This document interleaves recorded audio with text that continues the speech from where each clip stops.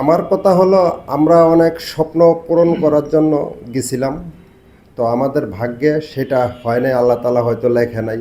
আমরা দুইজন এখন আবার চেষ্টা করতেছি আবার যাওয়ার জন্য, স্বপ্ন পূরণের জন্য। আমাদের জন্য একটু দোয়া করবেন সবাই, আলহামদুলিল্লাহ। আল্লাহ পাক বলবেন ভাইজান। হ্যাঁ, আমরাও মনে করি যে দুইজন একসাথে দীর্ঘ বছর আছিলাম, থাকার পরে দুইজন দীর্ঘ বছর একসাথে বলতে 5 কয় বছর, বছর?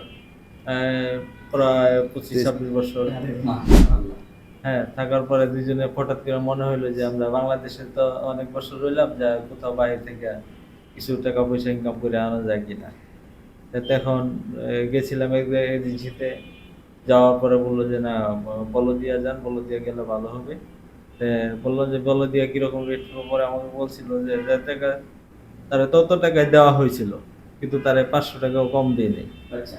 তারপরে উনি আমারে ইরা কাটছে, কসম কাটছে, কাটার পরেও বলছে যে আপনাকে যে কাজে দিব ওই কাজে আপনারা পাইবেন, মায়ের দুধের কসম, এই সেই, ফ্যামিলির হারাম খাওয়াবো না, মানে অনেক কথা বলছে। তাহের কথার ইয়াতে আমরা ওই জায়গায় চলে গেছিলাম। যাওয়ার পরে ধোকা দিয়া সৌদি আরব নিয়ে বলছে যে এখন তো বলো দিয়া কাজ নাই, তাহলে একটা কাজ আছে, এখন আপনারা পয়সা থেকে কি করবেন, তাহলে যে 1 মাস 15 দিন কাজ করেন, কিছু টাকা পান, আপনাদের খরচটা হয়ে যাবে গা। তাহলে আমরা মনে করলাম যে হয়তো যে এটা বলছে হয়তো সঠিক, যেহেতু এর কাছে কাজ নাই, তাহলে যা চল। ওনারও বললাম যে চল, যা যা করে কিছুদিন কাজ কাম করি।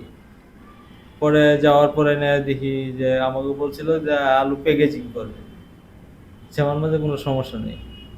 পরে যায় দিয়ে মরুভূমির মধ্যে আলু খেতে ফেলাই দিছে, মার যায় আলু তুকার লাগে। এখন নুয়া থাকতে থাকতে দেওয়া যেতেছে নতুন অবস্থায়, ও আমার সাথে যে আছিল ওর নাক দেওয়া, বুঝছেন? নাক দিয়ে আরো, যেহেতু আমি হাল ছাড়ি নাই, তবে আমি কাজ করতে যাচ্ছিলাম। দীর্ঘদিন কাজ করার পরে দিয়ে যে স্যালারি দেয় না। আর কোরবানি দেওয়া ছিলাম, আমাদের একটা মরুভূমিতে ফেলাইছে, এরকম কোনো আজানের শব্দ নাই, ঈদের কোনো জামাত নেই। ওই দিন আমরা খাওয়া দাওয়া করছি শুটকি দিয়া, বুঝছেন? জীবনের প্রথম এত ঈদের দিন বয়স শুটকি হয়েছে, দিয়ে খাইলাম। ঈদের জামাত মায়ের যায় নাই, তবে সৌদি আরবে যায় আমাদের ঈদের জামাত করতে পারি নাই। আশেপাশে কোনো মসজিদ নাই, মাদ্রাসা নেই, কোনো আজানের আওয়াজ নেই। এই কষ্ট বুক করে তারপরে ওই যে আমার সাথে যে গেছিল 17 দিন আগে এসে বলছে, আমি চেষ্টা করছিলাম যে বিদেশে আসছি, এত টাকা খরচ করে মানুষের সাথে দাঁড় দেনা করে পয়সাটা দিয়ে যে উড়ায় যাইতে পারি কিনা। চেষ্টা করার পরে দিই যে না, এই জায়গায় তো থাকলে কাজ হইব না, জীবন ফুরাই যাইব, কিন্তু আমাদের বেতন পাওয়া হইব না।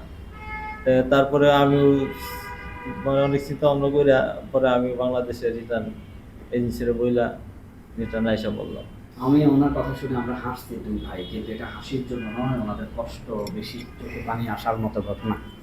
সেই সৌদি আরবে থেকে ওনারা আজানের আওয়াজ শুনতে পায় না, ভাবা যায় না। আসলে মুদ্রার এই পিঠও দেখি আমরা, ও পিঠটা দেখি না। আল্লাহ পাক ওনাদেরকে ব্যবস্থা করে দেন, যেখানে থাকুক ভালো থাকুক। ভাইদের জন্য দোয়া থাকবে। হাবিব ট্রাভেলসকে বিশ্বাস করে এসেছেন, আমরা এই জন্য ওনাদের ভিডিওটা আপনাদের জন্য করলাম, যাতে আপনারা জানতে পারেন মানুষ কতভাবে কত কষ্টের মধ্যে আছে। ধৈর্য ধরবেন, সামনে এগোবেন ভাইজান। আমরা হাবিব ট্রাভেলসিতে আসছি, আমরা বিশ্বাস আছে বিদায় আমরা আসছি।